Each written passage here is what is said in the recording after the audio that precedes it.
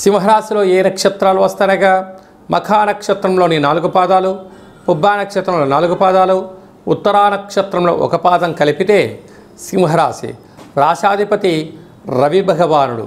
రాశిలోనే ఏడాది తర్వాత సింహరాశిలో రవి భగవానుడు సంచారం చేయడం, అక్కడే కేతుతో కలిపి సంచారం చేయడం వలన వృత్తులలో, ఉద్యోగాలలో, వ్యాపారాలలో, రాజకీయాలలో, సేవారంగ కార్యక్రమాల్లో స్వల్పమైన మార్పులు కొన్ని కనపడే పరిస్థితి ఉంటుంది. కొన్ని అనవసర ప్రయాణాలు వచ్చే పరిస్థితి ఉంటుంది. ఆ ప్రయాణం అవసరమా లేదా అని చెప్పి గమనించడము మన వ్యక్తిగతం అని చెప్పి కూడా గమనించగలి. అక్కడే కేతువు కూడా సంచారం చేయడం వలన ధనం వృధా అవ్వడం, సమయం వృధా అయ్యే పరిస్థితి ఉంటుంది.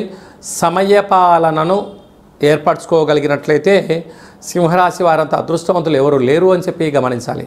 2వ స్థానంలో కుజుడు సంచారం చేయడం వల్ల కుజదోష ప్రభావం కారణం వలన